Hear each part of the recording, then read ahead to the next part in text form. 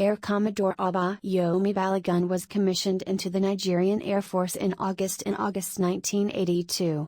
He attended the U.S. Air Force undergraduate pilot training program at Reese AFB, Texas 1985 to 1986.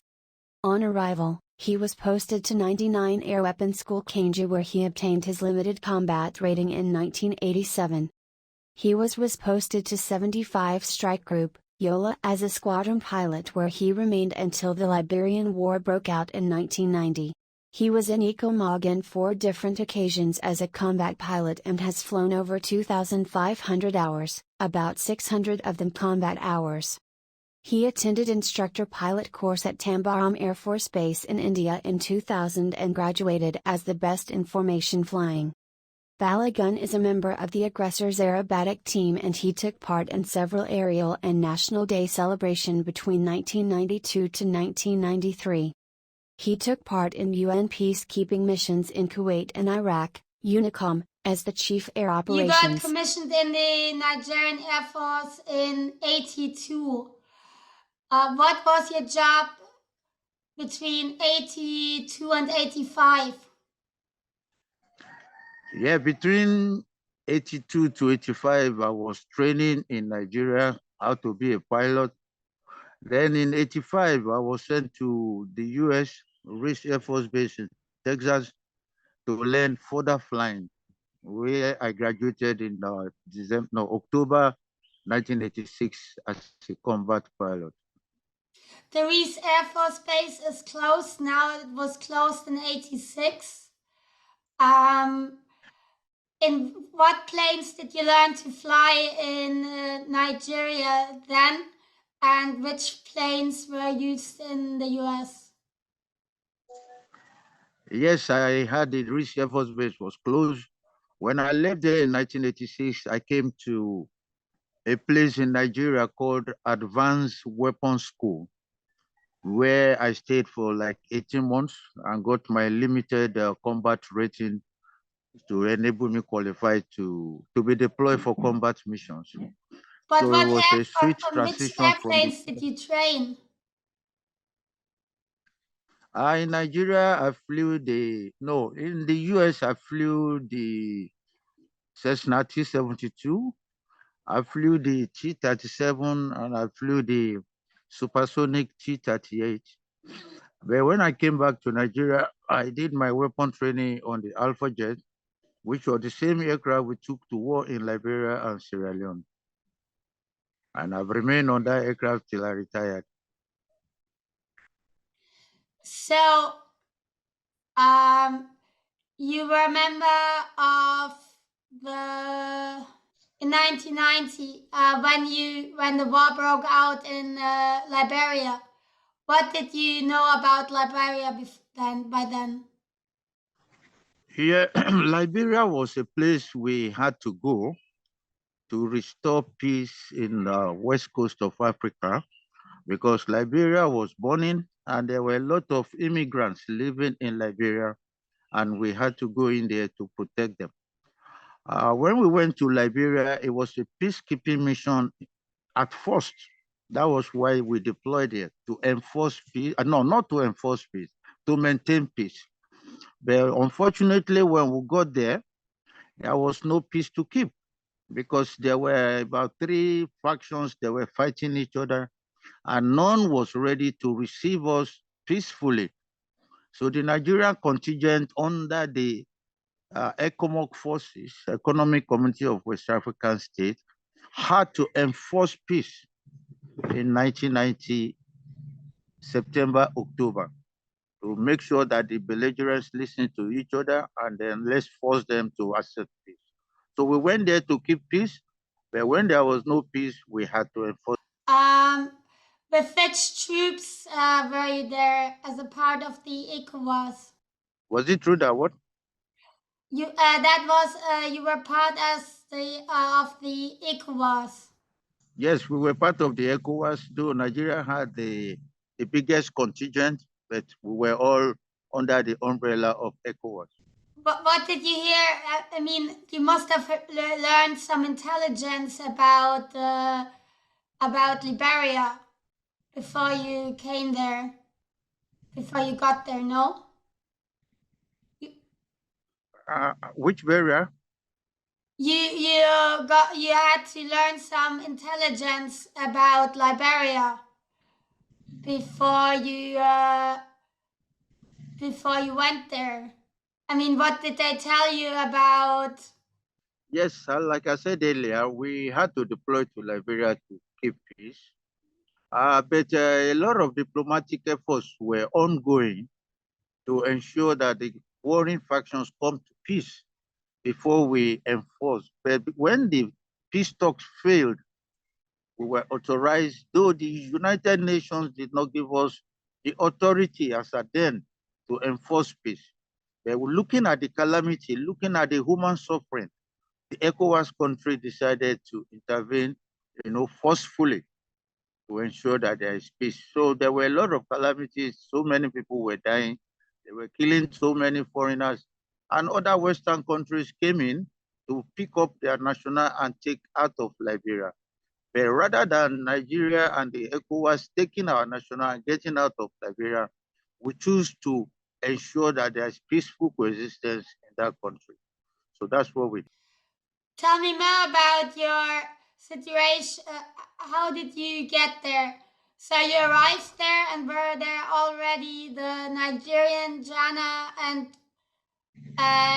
your comrades in the ECOMOG from Nigeria, Ghana, Yeah, and Sierra Leone, and Gambia, and Gambia, Guinea, or Senegal. did you ever meet them before in training? Yes, we all went there as a contingent of each country. Nigerians, we flew there. Some of us flew, some of us went by sea. Nobody could go by road because of the distance. So it was by sea and by air that we got to Liberia.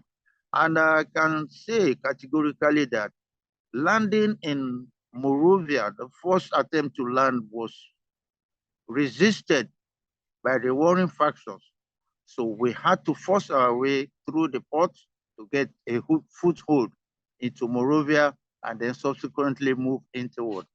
So it was a self-help by each country to get their participating teams into Liberia.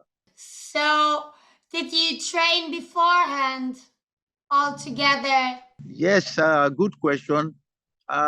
In Nigeria, we had trained as a joint force, the Army, Navy, and Air Force. But then we were going to Liberia under the ECOWAS, where we now operate as a combined force, countries, armed forces, different countries. So I'm not sure we had a joint training or a combined training before that deployment. But when we got there, we met each other. The French people were easier to relate with the other French people. And then the English-speaking countries could relate more, like Nigeria, Ghana, Sierra Leone, Gambia, who could relate with each other. But then we managed to blend and form a cohesive force. It can't be so crazy because the ground troops have to do the real killing and shooting, no? Do so much violent actions, or you're not. Yeah, somehow we could be in a better situation from operating in the air, but surprisingly, both in Liberia and Sierra Leone, the air forces and the ground troops will work as a team, and the air force will not just go out without the army requesting for us, except on strategic missions. And those strategic missions, the army guys on the ground, the naval guys on the sea are aware of such missions. So we don't do single operations. It's always a joint operation.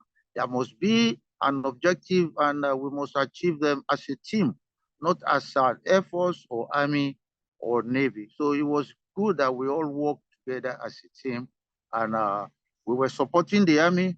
The Army also was supporting the Air Force because they were providing security around the Air Force, around the airport that we are based to give us sense of security to continue to operate. So operating out of Liberia and Sierra Leone was a joint effort and not a single. How long were you in Liberia? My first tour of duty in Liberia ended in 91, October 91. I came back. Then I went back 94, then came back to Nigeria before we now deployed to Sierra Leone. But yeah, weren't the Liberians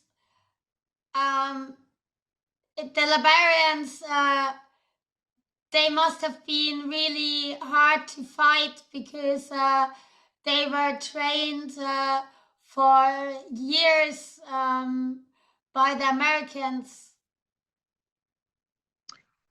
Yeah, it was not easy because we were fighting in the foreign soil, and particularly there were so many factions. During the Liberian War, you had the Chancellor, you have the Prince Yomi Johnson faction, you have the Samuel Doe faction, you have the Ulimo, which was led by Ulimo K, Alaji Kuruma, and then you have the Ulimo J, led by Prince Roosevelt Johnson. So there were 5 fronts that the ECOWAS were fighting on. And to bring all the 5 fronts together under one umbrella was a hell of a job to do. But at the end of the day, we achieved, and the president then, President Charles Taylor, was elected and became the president of Liberia after several years of war. So I think the ECOWAS members and those that contributed really deserve commendation for that. How many flight hours did you have per day?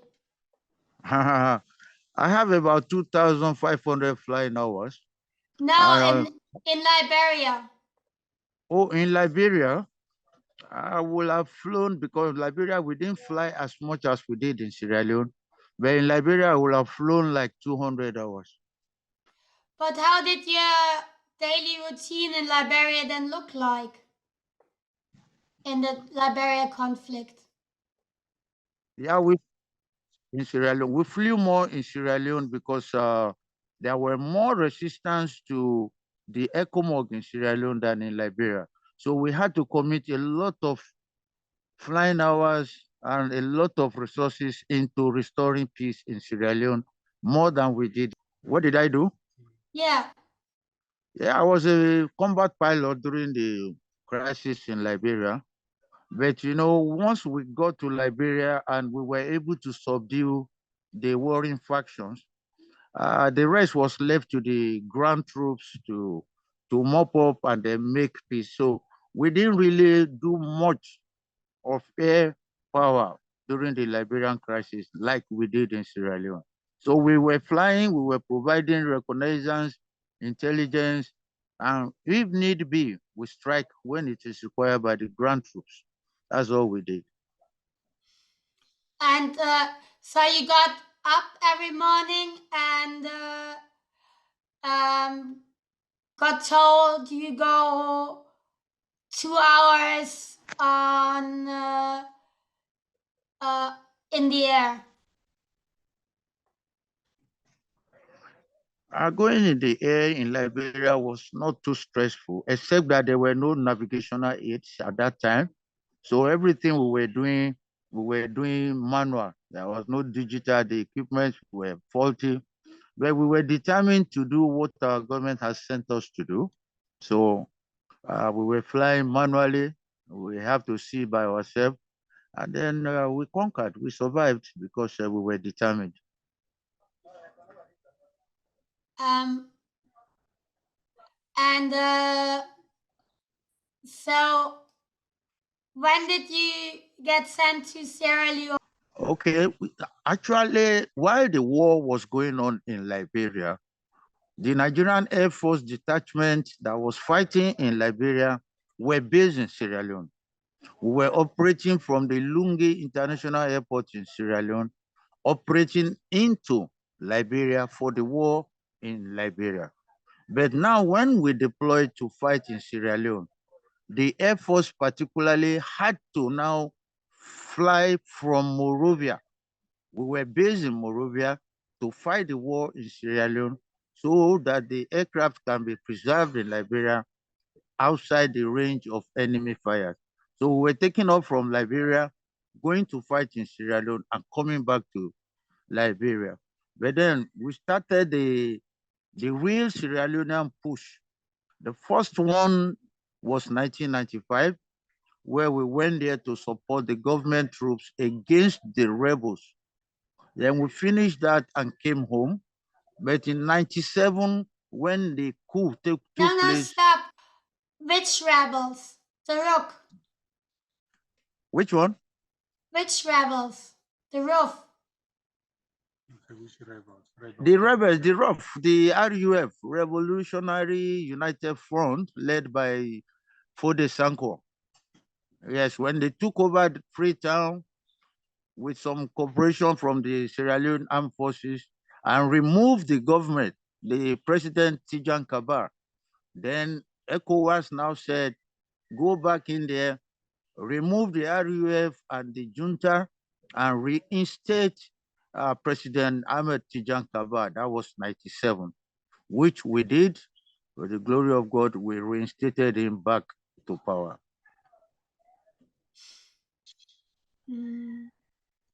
And how did your day look like in Sierra Leone? What did you see from the air base of the cruelty? Yes, fighting in Sierra Leone was more hectic than what we did in Liberia because there were more targets, especially when the war moved into Freetown. In Freetown, we have to provide combat air support to the ground troops who were advancing on the streets of Freetown. And the Air Force must be with them to enable them capture the grounds and go and capture the whole city. So it was not an easy job, especially when you are doing urban warfare inside the city. The fight was from house to house. And then we in the air must make sure we provide cover for the army who are moving. At the same time, be careful that you don't attack civilians who are in the same Freetown. So it was a delicate mission, but then with discipline and more dedication, we were able to prevail. You were there with British High Commissioners, no? Yes, yes, in 95, yes, even in 97, we were all there. It was something that every country contributed to. But the ECOWAS were the ones that first, bore the brunt of fighting before the British finally came in towards the end. In May 2500, UN blue helmets were captured. Yeah. And I wanted to know how could this happen to capture so many people? And have you heard what happened to them? Okay, thank you very much. I wasn't there, but I heard because some Nigerian soldiers were part of the people that were captured. Once you are operating under the UN, you can't attack. It's only in self-defense. So when the rebels came, the UN team did not attack them. They are not supposed to attack them based on their training and instructions they got. So the rebels had easy way to come over and encircle them. And it was when it was getting out of hand that it had to become physical combat. So if they were not totally captured, they were encircled by the Sierra Leoneans who felt they need to, hold them as a hostage to get some better negotiations. Yes, it's true they were surrounded, yeah, but I won't say they were captured because you must capture somebody in a fight. You must overpower somebody before you capture them. But then the UN peacekeepers, like we say, they are peacekeepers. They were not supposed to fight. So they waited, and these guys came and surrounded them and said they were under they have captured them. So that was not totally the story, but it was unfortunate it happened. But the end game was that the guys were all released. And did you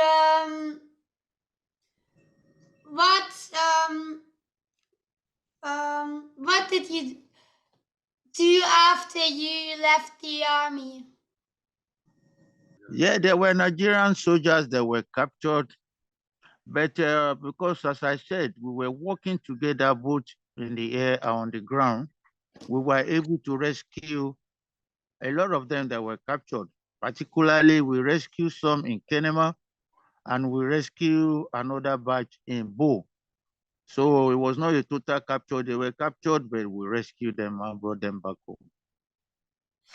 How did you see the war situation there by then? The what? How do you see this? The war situation. Oh, it was a bad scene. It was a bad scene. In Liberia, it was not as violent as it was in Sierra Leone, because the Sierra Leonean rebels were more they were more heartless. They were the ones that were cutting the limbs of their victims. They cut the leg, they cut the arm. And typically, when they are cutting the arm, they ask you, do you want short sleeve or do you want it long sleeve? If it is long sleeve, they cut it from the wrist. And if you say you want short sleeve, they cut the hand from the ankle. So the Sierra Leonean rebels, they were child soldiers who have been high on drugs. So whatever they are told to do is what they do without thinking. So it was a more gruesome experience in Sierra Leone from my own point of view than it was in Liberia. But Liberia is famous. The cruelties of war in Liberia are so famous because of the alleged cannibalism. Yeah, the cannibalism was more pronounced in Liberia because sometimes you hear their general say, in fact, there's a general called General Butt Naked. He will say, I eat your heart. Is threatening people that he can kill them and eat their organs. Yes, in Sierra Leone, it wasn't that rampant, no. But in Liberia, they threatened. They were always saying they will eat, they will eat. But I think that was then. I'm sure civilization has caught up and those things are of the past. About how did that happen? Liberia was an American colony. Say again? How did this happen? It was Liberia is an American colony. Yes, it was American colony somehow because no country actually colonized Liberia. Americans brought back some slaves that were in America after the abolition of the slave trade and resettled them in Liberia. Liberia was never colonized by any country. But when these guys came in, the ones that were free slaves from America came into Liberia because of their background as per being exposed American wise, they want to rule the country. And that's one of the reasons the war started. It was a war between the indigenes and the settlers.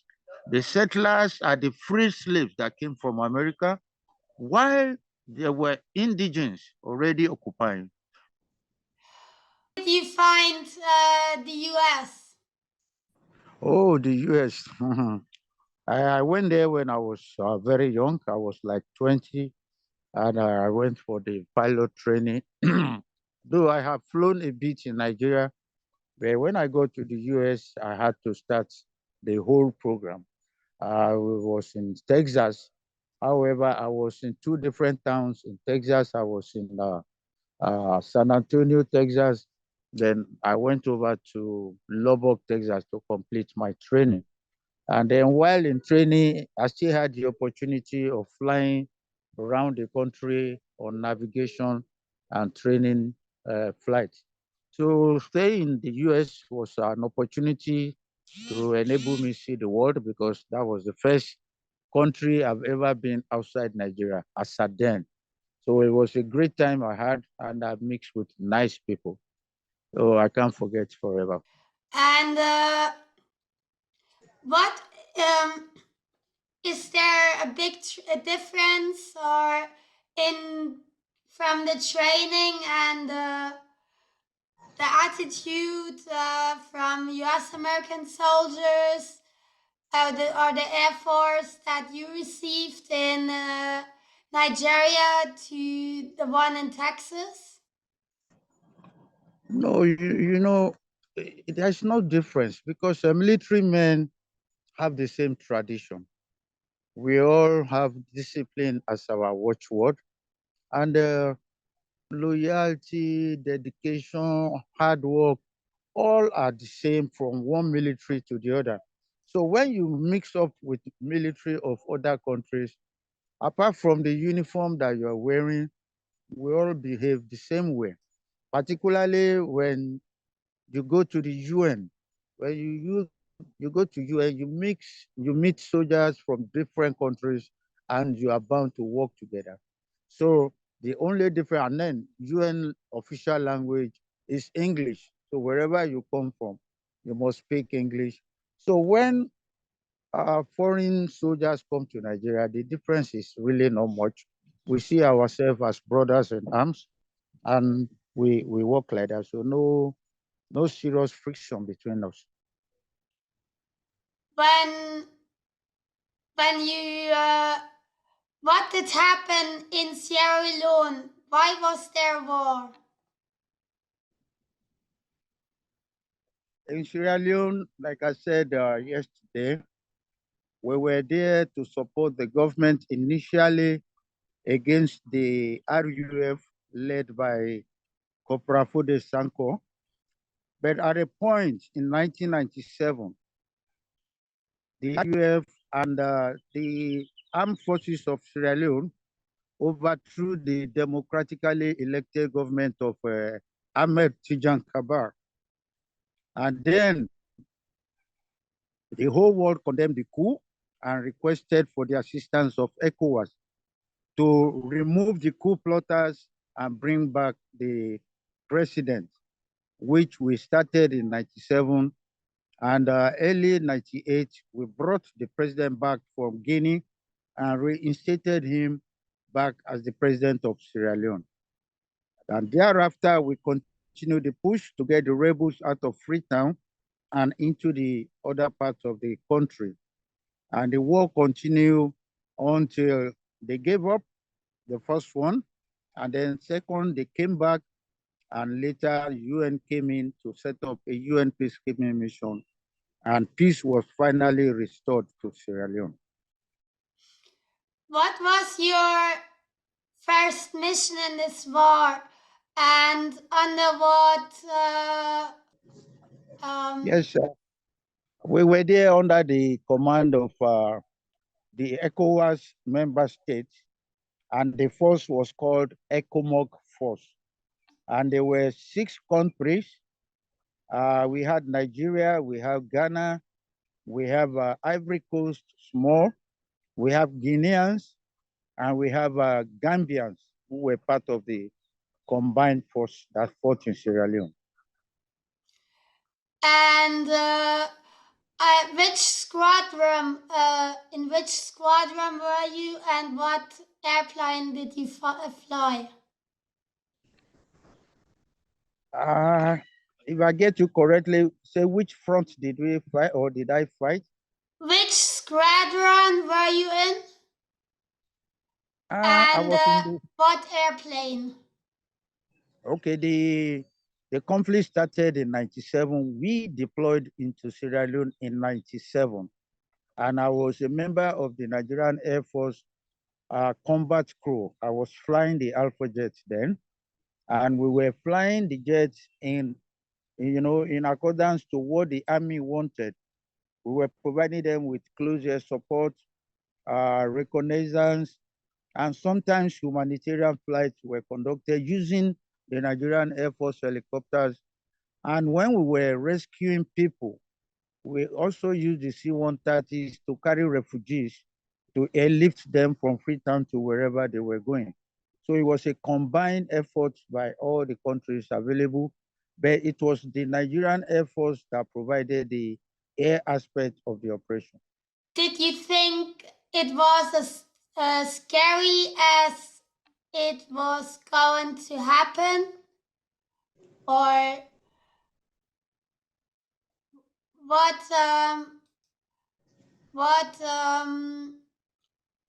medals did you earn in this war? Okay, the war, normally the United Nations is supposed to prevent any war in any country. And if there is war, it's still the right of the United Nations to ensure that peace is returned to that country. But then ECHO was watching both Liberia and Sierra Leone engulf in crisis, and the world was watching. Particularly, I'm sorry to say this, but when the crisis in both countries started, the Western world came there to rescue their nationals and took them out of both Liberia and Sierra Leone to safety. But the ECOWAS, led by Nigeria, felt we are not there to rescue only Nigerians or Ghanaians. We were there to make sure there was peace. So, like I said, in Liberia, we went for peacekeeping, but there was no peace to keep. So we had to enforce peace in Liberia in 1990. Then when we came into Sierra Leone in 97, also we were to uh, keep peace, but there was no peace, so we had to enforce it. However, after enforcing the peace, we now turn it to peacekeeping and peacemaking, which allowed the UN now to come in and establish the UN mission there to continue with where we stopped. And what was your, can you remember or tell me what was your most important mission you did fly in Sierra Leone? Yes, the most memorable combat experience I had in Sierra Leone was being part of the advance of a Nigerian contingent from Dewey Camp, which is about a distance of about 45 kilometers into Freetown. On that day that we commenced the advance, the army was moving on the road. The Air Force, which I belong, we were covering them in the air, providing close air support and early warning. The Navy guys were enforcing the UN sanctions, the UN embargo, or the coastline, and ensuring that the rebels don't get out of Freetown through the waterways. So it was a journey of combined effort, Army, Navy, Air Force. And for like 7 days, we took the advance all the way into the towns of Freetown, into the streets, until we got to the Parliament building, the Sierra Leone Parliament building, and the State House, which was the last to be captured. And once we captured those places, the war of Freetown was over. We became the dominant force, and the rebels all ran away out of Freetown. And can you remember one morning, how would one morning look like? Did you throw bombs and strike guns, or were you what aerial tactics did you use there? What kind of tactics did we use? It was especially the takeover of Freetown. It was complete offensive. We had the objective, we knew where we were going, and we decided to get to where we are going without stopping.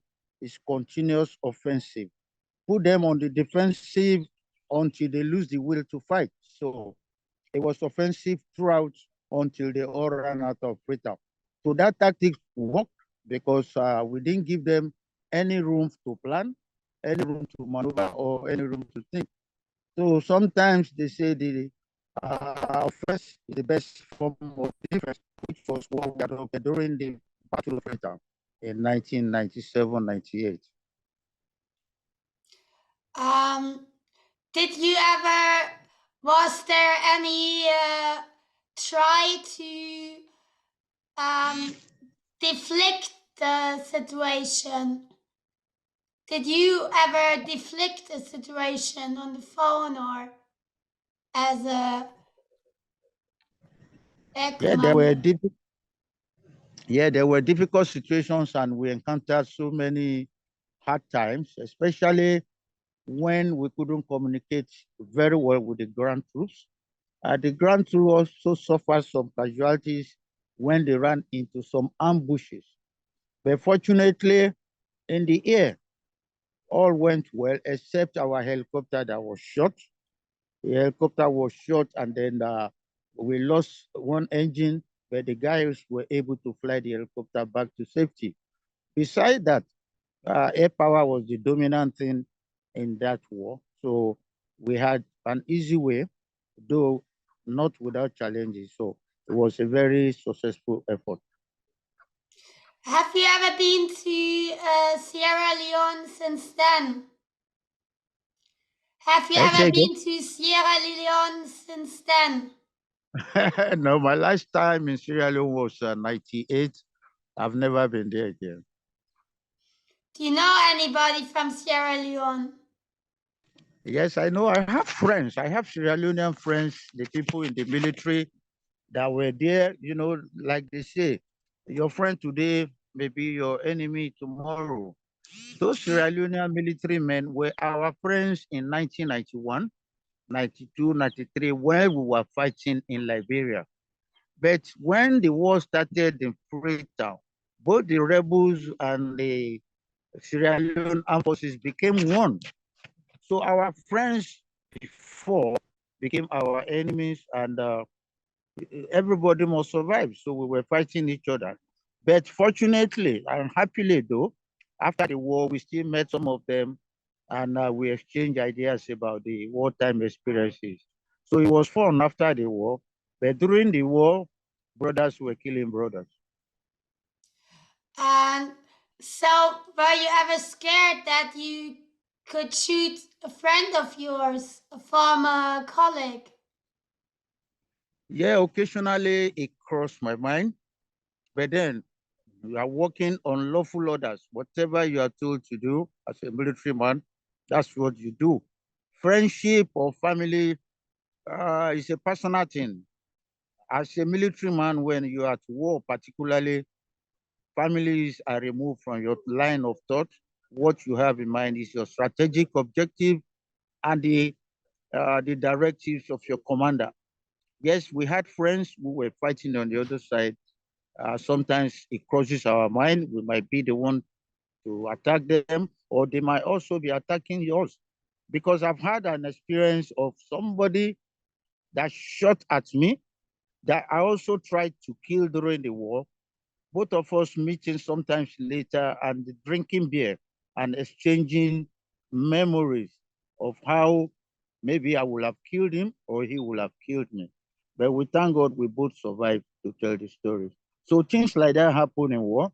But once you're at war, you forget all your personal relationships and concentrate on the objective at stake.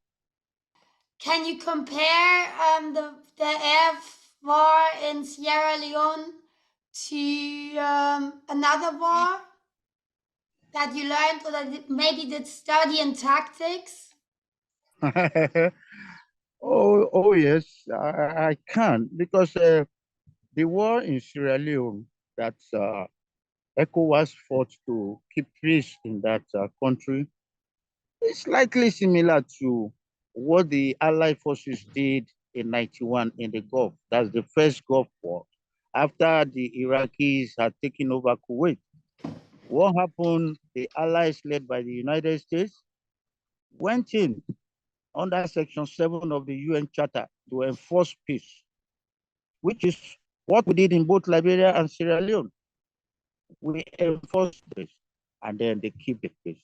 So in 1991, the US led the coalition forces into Iraq. And what they did was similarly about the same thing, offensive. They started with the air campaign, to soften the ground for the ground troops.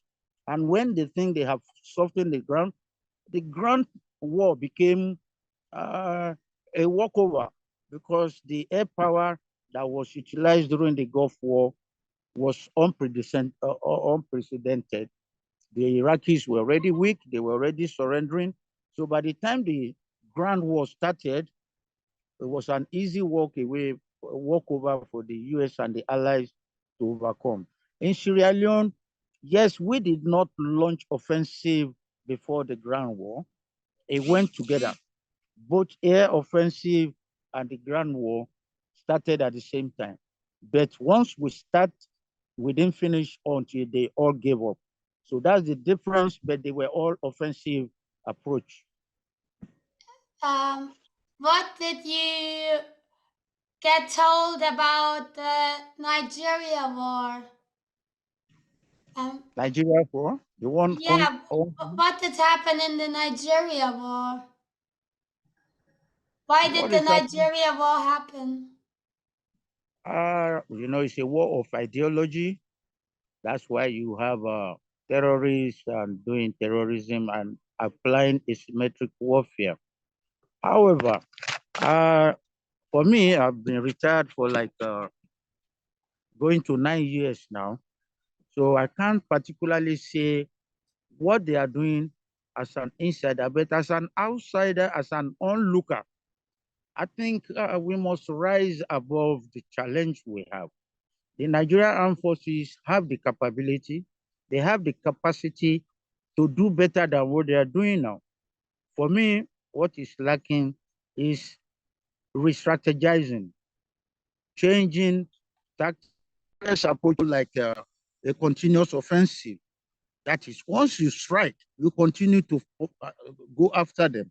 You will continue to go after them because we have more firepower, we have more resources, we have more manpower. That is Nigeria than the terrorists. So we must try to overwhelm them, and then tomorrow Nigeria will be peaceful. They are doing well now. At least the armed forces are in charge, but it's not over yet until it is over. So we need to take the war mob to the enemies and continue with them until they give up the spirit to fight. So that's the only difference. War will always be war. What changes are just the tactics, the terrain, the technology employed. So a war in Sierra Leone is also the same war in Liberia or the same war in Nigeria. What the military commanders need to adapt is the training, is the tactics, is the terrain, is the strategy, it is the technology that is available that you can leverage on to ensure you are successful. So in the northeast of Nigeria, it's getting better, but I think they can do better to put an end to it. What would be a civil solution? Say again. Would there be a civil solution as well? A civil coalition? Solution. Yeah, insurgency and terrorism cannot be achieved through kinetic means only, because these are people who are civilians, who live within civilians. So when you want to engage such people, it's a comprehensive approach. It's an approach where you must employ the military power and the civil power. Everybody must be carried along. So it should be an all-of-nation war. You must carry everybody along, then you are sure. But if you choose to fight kinetically by the barrels of the gun alone, you may not win.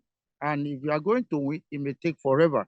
So you need the people on the ground, you need the population, even the enemies. You can make some of them your friends, and then you shall overcome. So my approach will be an all-inclusive approach rather than military solution. But what be could it be just to leave them the land, the north, and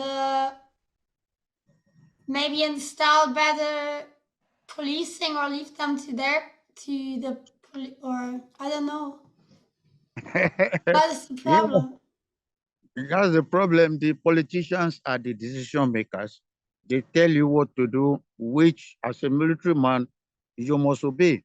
But then the military men can also advise when they tell them to do something that is not proper and suggest better ways of doing it. Unfortunately, wars are always started by politicians, by civilians. But who bear the brunt? The soldiers. And soldiers don't want to go to war. But then, when called upon to do so, we must do. So it behoves our military men to advise the politicians on the right way, either to fight or not to fight. We have the right to advise them. And we pray that the politicians will listen to the advice of the military men so that situations can be resolved amicably. Foreign soldiers like Sandline International, or the French Foreign Army, or other contractors in Nigeria? Currently, no. Currently, no. At a point, yes, we had some contractors that came in, but they left about 7 years ago. I don't know what happened between them and the politicians, but they left. But when you talk about military contractors, which some people call mercenaries in the past, there's no military that does not require help or that does not require support. Currently, there are no military contractors in Nigeria fighting. There are military contractors who are in training. There are military contractors who are supplying equipment, but none is in Nigeria to fight. So Nigerians are fighting the fight alone. However, as an ex-military man, ex-soldier, I know that you cannot rule out the fact that you may need help sometimes. It's not every time you have the capability to do some things. So those things you cannot do. You can outsource it. You can give it to a contractor. Do this for me. Even the most powerful nations in the world, America, British, they still rely or work with military contractors. There's nothing wrong with it. But currently, Nigeria as a government does not want to do that, and they are not doing it. But for me, I will not rule out the fact that we may sometimes need them to put an end to what is going on in Nigeria.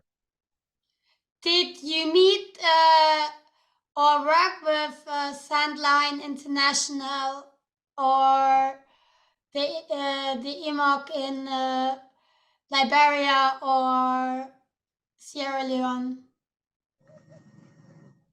Yeah, we went to Liberia and Sierra Leone not as mercenaries, not as contractors. We went under the umbrella of ECOWAS, who have gone there to make peace and save lives.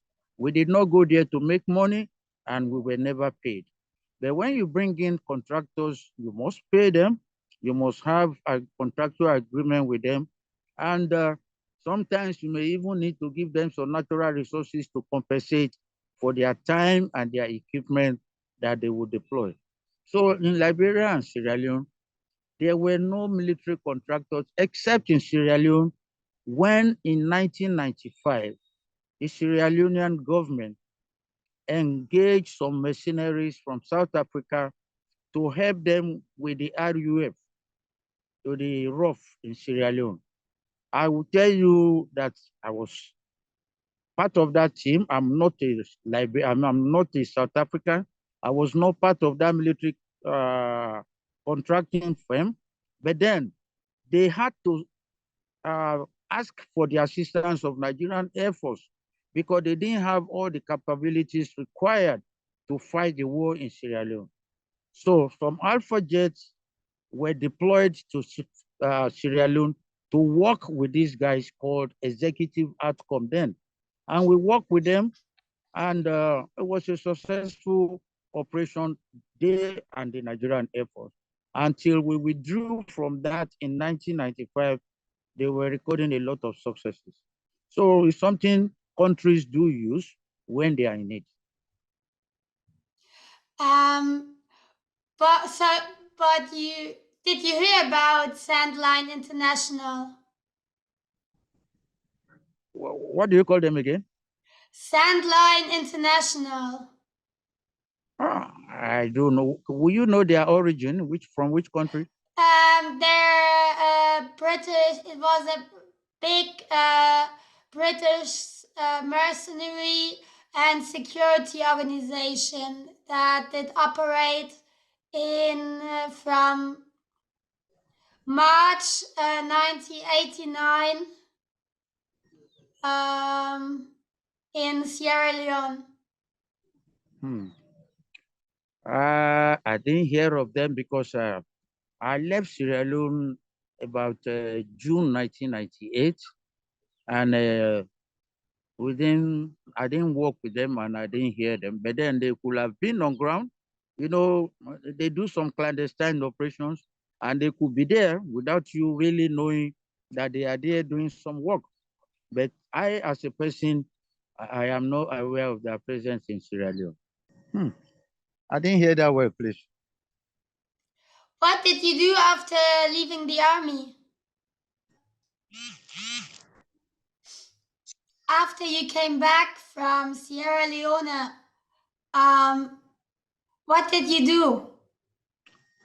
When I came back from Sierra Leone, I continued to fly until I was sent abroad for a course in India to be an instructor pilot.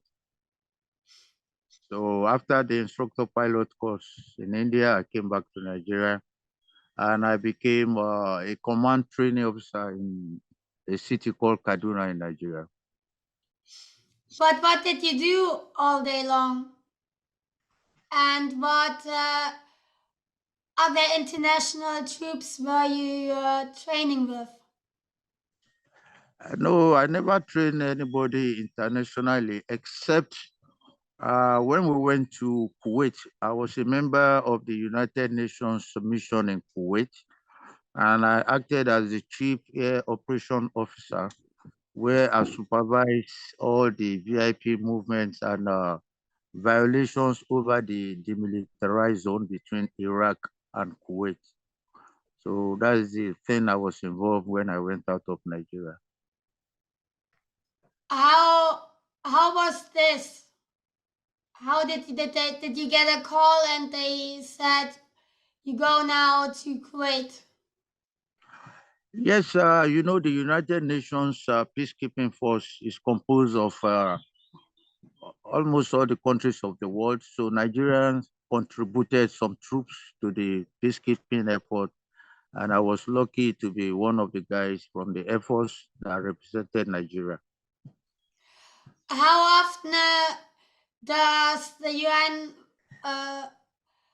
peacekeeping troop meet per year? How often do they do trainings? Individual countries are supposed to have trained their contingents before being deployed to the UN, because there are guidelines for training that the UN had provided, and there are training institutions like the Kofi Annan Training Institution in Accra, Ghana. So intending UN military observers will undergo those training before they are being deployed to the various missions. So they are not trained at the mission area. They get their training before going for the mission. And how was Kuwait? Kuwait was nice, only that the demilitarized zone, that is the borderline between Iraq and Kuwait, anything could happen. So we were always at alert once we are on the duty post there. But how was the barrack life? I was what? How was your daily duty? What was your daily duties? Yes, we live in Kuwait, but then we work at border, the border between Kuwait and Iraq. And we still have some of us who live in Iraq, but most of us walk around the border area to make sure the border is safe and nobody cross into other people. And after the Kuwait War, what then? After Kuwait, I came back to Nigeria and I've been doing office work since then. What do you mean by office work? I've been involved in operations and training in the Air Force for so long that, what I thought I had or what the authorities felt I had to give back to the younger ones who were coming up. How is the state of the Nigerian army at the moment? The Nigerian Armed Forces are still well kitted, are still well prepared as we used to be. In fact, today there are more modern equipment to operate with than what we fought with during our days. So for me, they are better equipped, they are better prepared to face challenges. However, a lot still need to be done to overcome the challenges that we currently face. You get supplied by Nigeria gets supplied mostly by West African countries with weapons, no?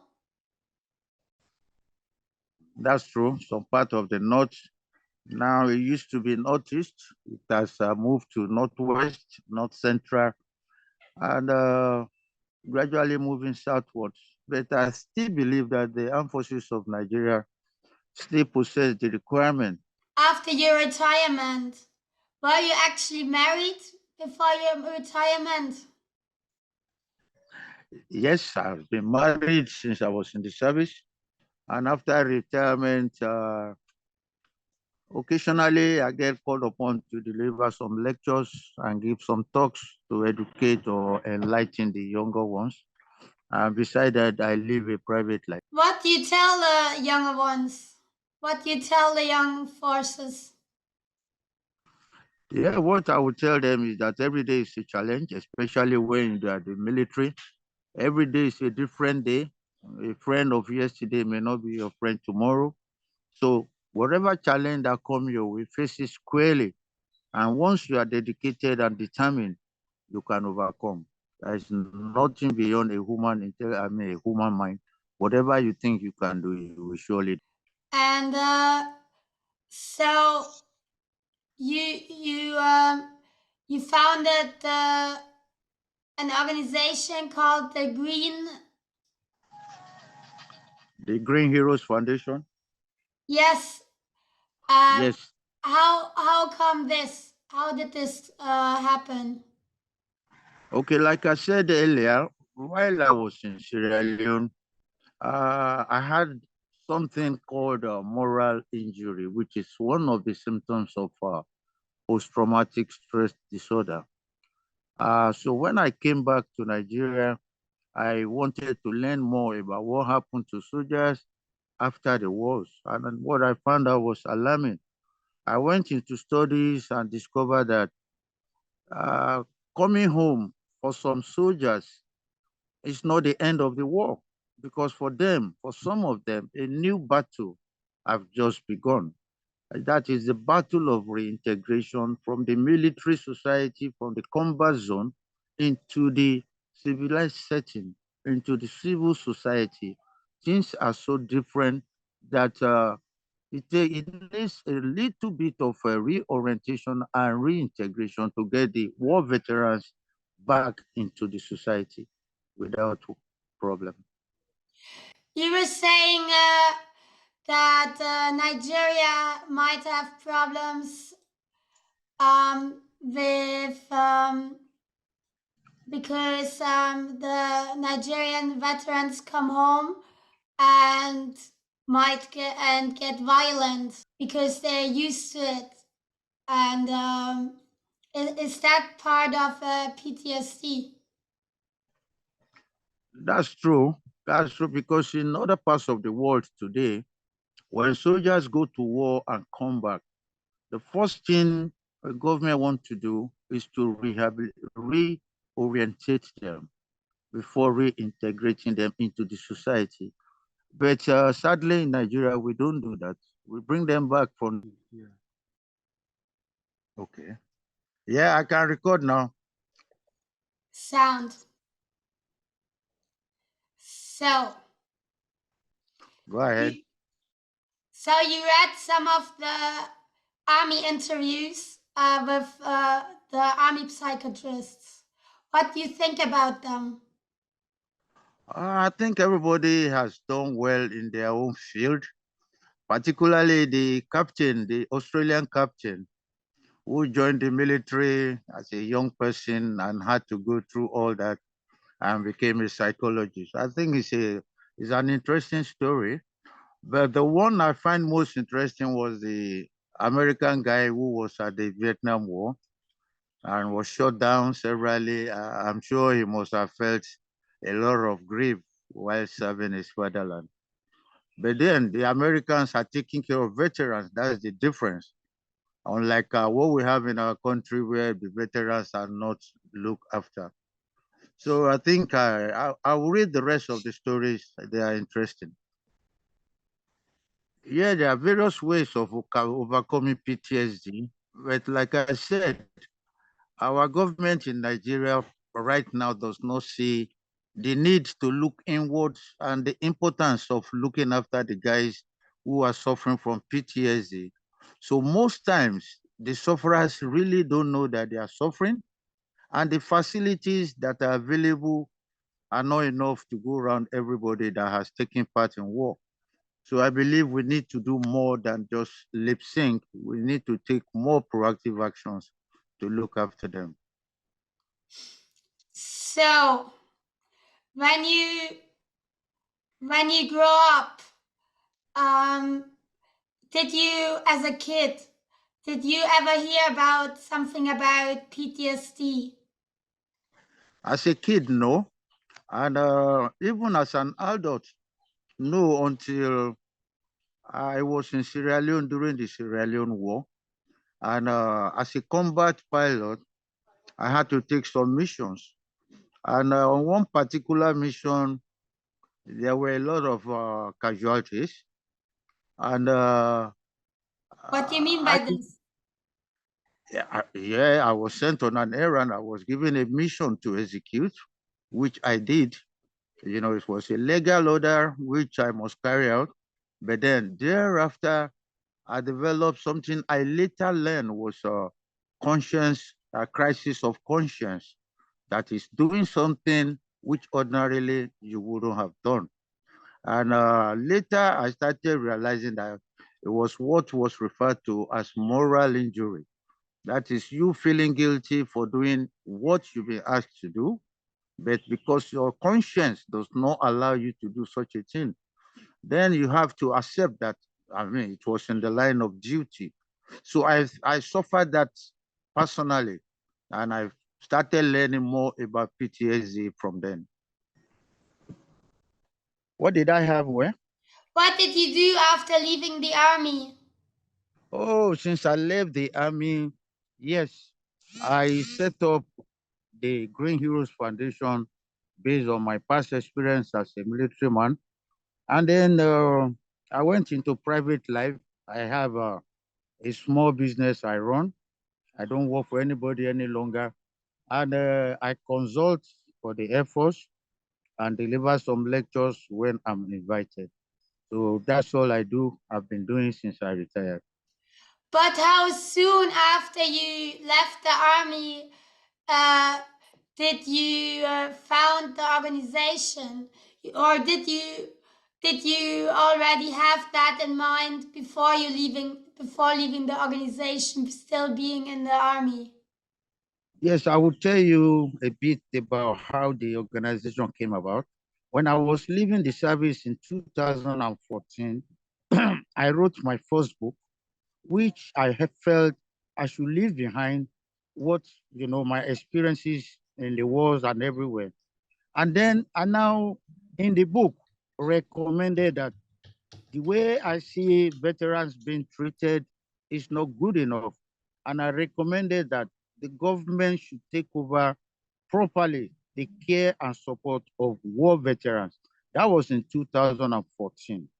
And pre the launch of the book, I took it around, and a senator in Nigeria then read the book and said, "Why are you asking government to do this? Because in Nigeria, anything government does is politicized. You can't get the best out of it. Why don't you turn it to a foundation, to an NGO? And then me and you, we can set up the NGO." And I said, "That's not a bad idea. A senator and a retired Air Force officer setting up an NGO to look after war veterans. Let's go for it." So that was how the NGO came about. Though later the senator, he didn't back out, but he didn't show so much interest. But I was already hooked on it because I had written about it.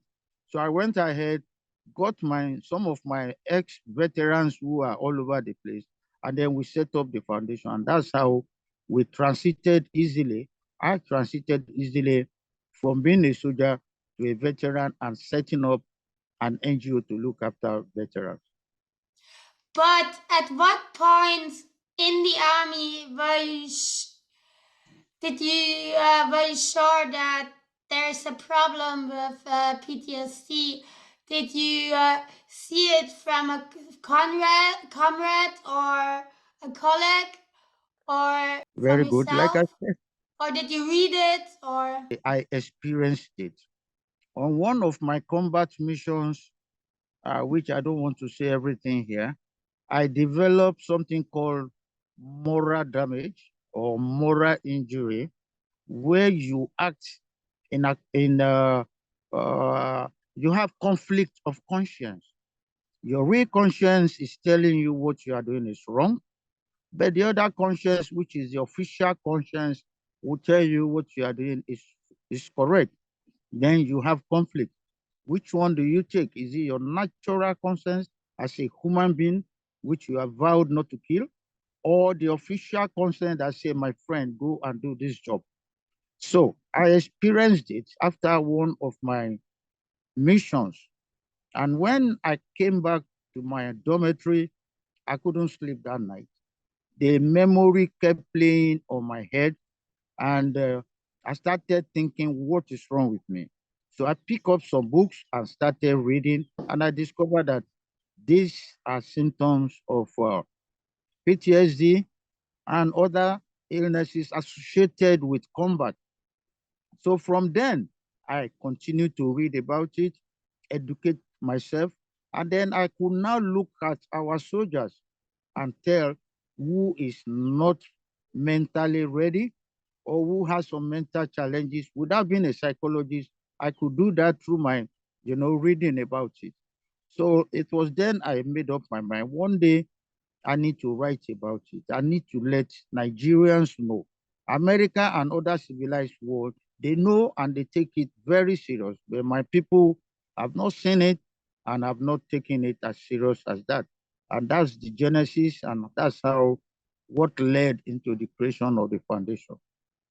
did you talk to your uh, to deputy or your boss in the army about this, and or would have this been a possibility at all to talk about this in the army, that there's a problem?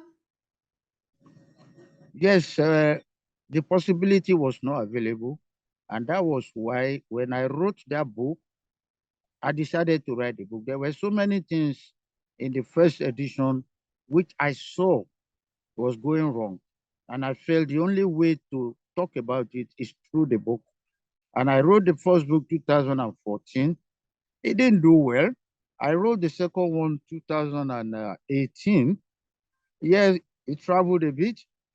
But the current one, which I wrote in 2020, is what is moving now. And that's where you told me yesterday that there's a cast list. Yes, Chief of Air Staff list, because the book now, the Chief of Air Staff has directed that all Air Force officers must read, because it tells account of Air Force yesterday, what we have done, and what we have contributed to keeping Nigeria safe. So about me, it's not just about education.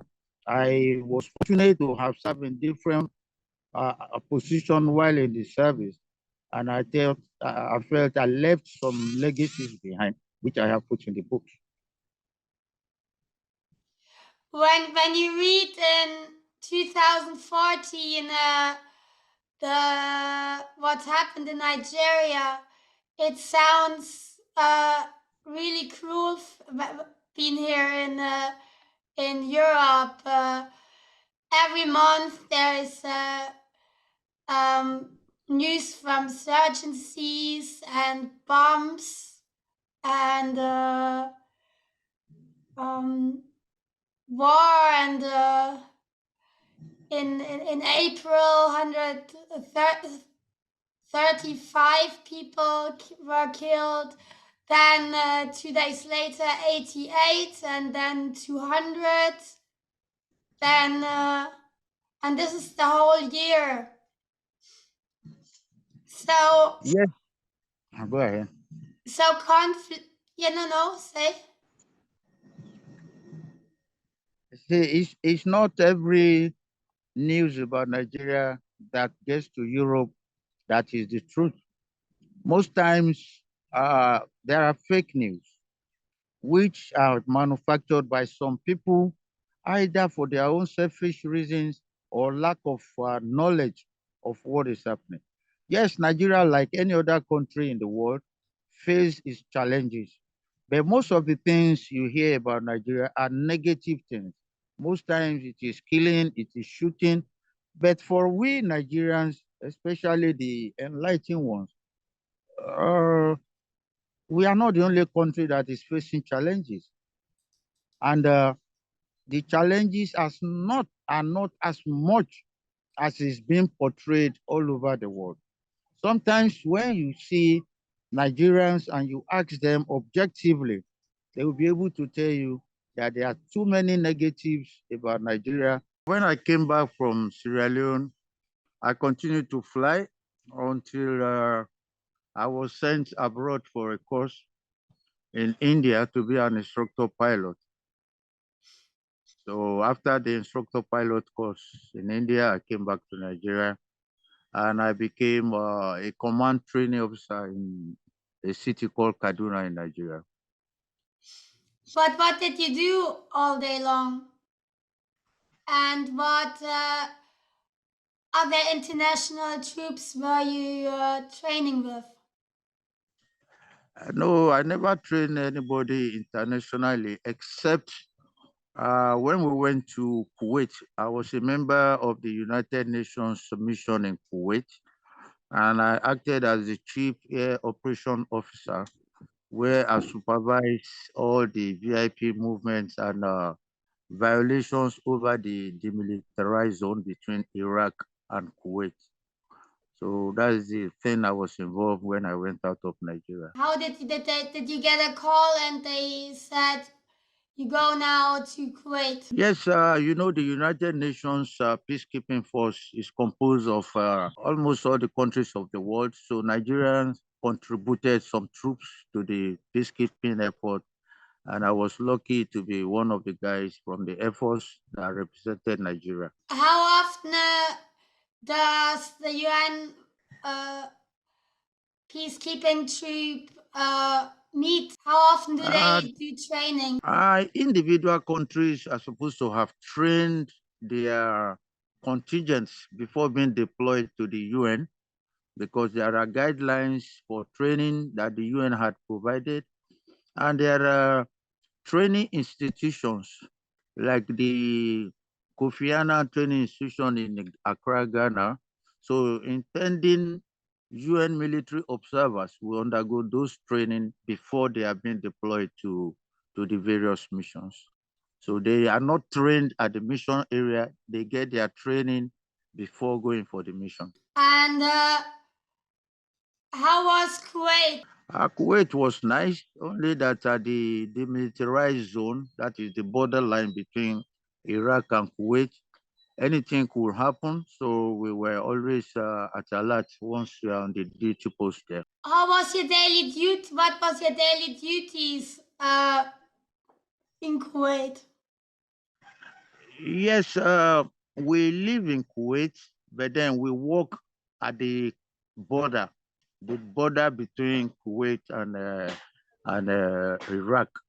And we still have some of us who live in Iraq, but most of us walk around the border area to make sure the border is safe and nobody cross into other people's territory. After Kuwait, I came back to Nigeria and I've been doing office work since then. What do you mean by office work? I've been involved in operations and training in the Air Force for so long that, what I thought I had or what the authorities felt I had to give back to the younger ones who were coming up. How is the state of the Nigerian army at the moment? The Nigerian Armed Forces are still well kitted, are still well prepared as we used to be. In fact, today there are more modern equipment to operate with than what we fought with during our days. So for me, they are better equipped, they are better prepared to face challenges. However, a lot still need to be done to overcome the challenges that we currently face.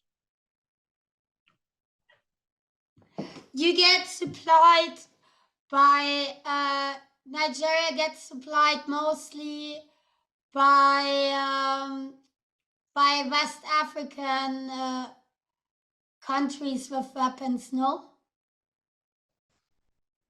That's true. Some part of the north, now it used to be northeast, it has moved to northwest, north central, and gradually moving southwards.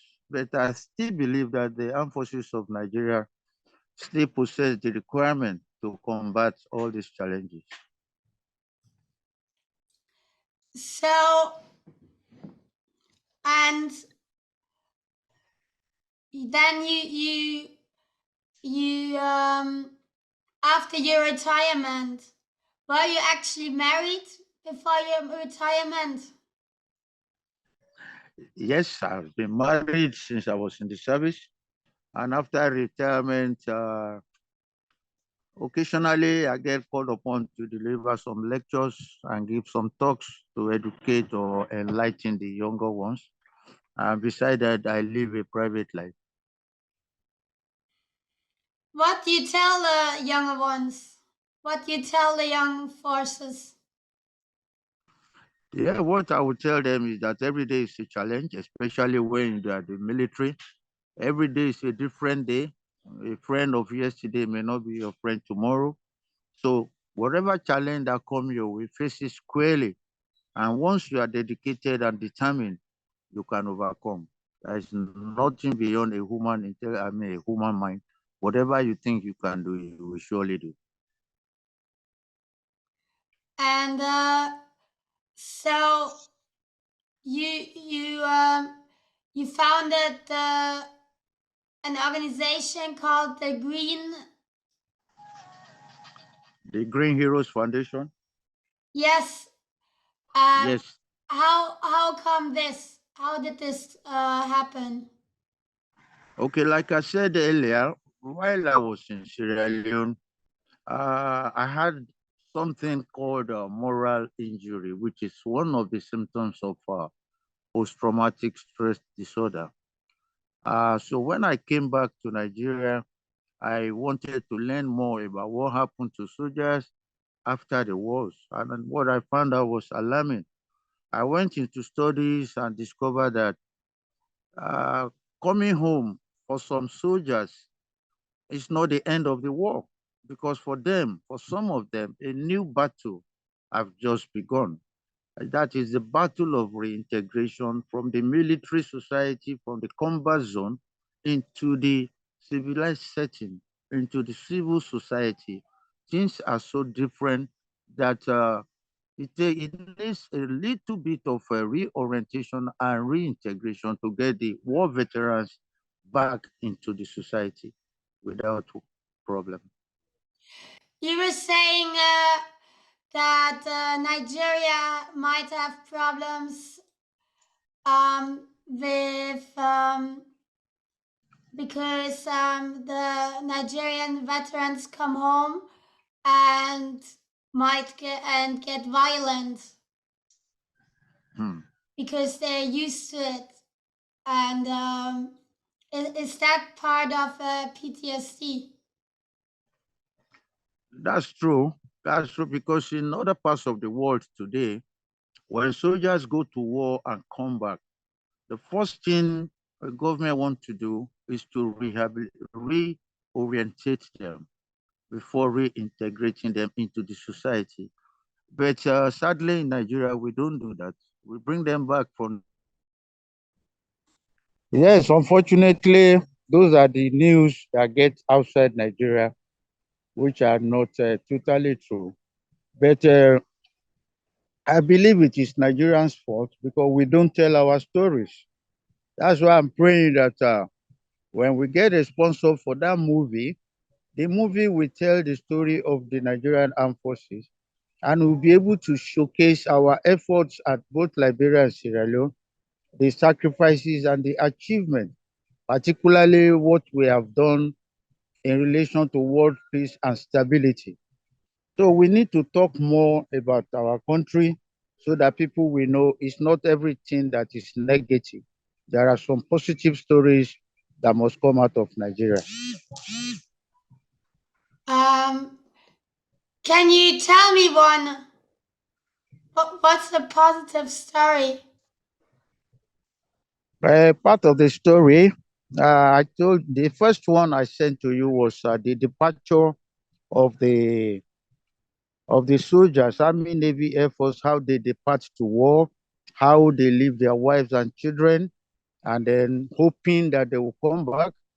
And then it will show you when a soldier returns, what goes through his mind, how has he transformed, and how does he relate with the environment, particularly the immediate family.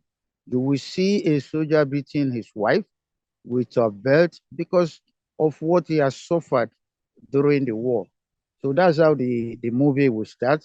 And then a more tragic one will be a soldier going on a mission and then coming back and started hallucinating and hallucinating because of what he has gone through in the past and start seeing the ghosts of his colleagues who had died, the ones that died during training, the ones that died during the military operations, and the ones that died due to illness or carelessness. So a lot of things is about the military and how do the military relate with the civil society. And it will be an eye opener because this is the first time a movie on PTSD about particularly targeted towards the Nigerian soldiers uh, is in book. And that particular book that I got the script from is also the first book that we really write about effect of war on soldiers and the society. But then it's not everybody that read the book, and that's why we were thinking that if we could get it into a movie, more people will see, more people will understand, and then the rest of the world can truly appreciate what Nigerians have done and our rightful place be accorded. Um, how does active work for your organization look like at the moment? Can you say again, sir? How does active work for the Green Hat organization look like from day to day? How do you get funding or new people? uh, Funding is something, it's just our friends around that support us and say, okay, these soldiers have done well. I will support them with this. But funding from government or any organization is zero. because the knowledge, the awareness of what we need to do for the veterans is not there in Nigeria. We are just trying to create the awareness. In other countries, the awareness is there. You know, these guys have labored, they have given all they have for our peaceful coexistence, but it does not happen in Nigeria. And that's why you hardly get any support for veteran foundations or veteran organizations. So we are creating the awareness gradually and hope that we will get people to sponsor our programs and also contribute to looking after the war veterans that we have under our care. Are you in contact with international other veteran organizations? Yes, we have tried to, but I'm not sure we have been lucky enough to meet the right ones. The few we have written to have not responded. We are not lucky to have anybody responded to us yet. And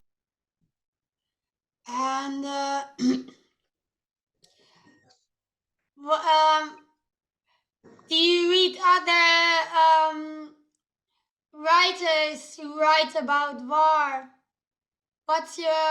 Who's your favorite ex-soldier that wrote a book? My favorite ex-soldier is between Arnold Schwarzenegger and Colin Powell. Colin Powell? Yes. Was he your commander in Kuwait? Yes, he was the commander of the Allied forces. He was not the UN commander, but he was the commander of the Allied forces. He who took over from Arnold Schwarzenegger. Arnold Schwarzenegger was the first that led the coalition to Iraq and Kuwait. So I followed the two of them, and the two of them are my heroes that I wish to be like. Yeah, you think Colin Powell did a good job? Yes, both of them did a good job. Arnold Schwarzenegger started it, and Colin Powell finished it up. They adopted the same strategy and the same tactics. So it was wonderful that Colin Powell stepped up into Arnold Schwarzenegger's shoes and continued to perform the way Schwarzenegger did. Did you get a chance to meet him? I never did. Go ahead. So you read some of the army interviews with the army psychiatrists. What do you think about them? I think everybody has done well in their own field, particularly the captain, the Australian captain, who joined the military as a young person and had to go through all that and became a psychologist. I think it's an interesting story. But the one I find most interesting was the American guy who was at the Vietnam War and was shot down severally. I'm sure he must have felt a lot of grief while serving his fatherland. But then the Americans are taking care of veterans. That's the difference. Unlike what we have in our country where the veterans are not looked after. So I think I will read the rest of the stories. They are interesting.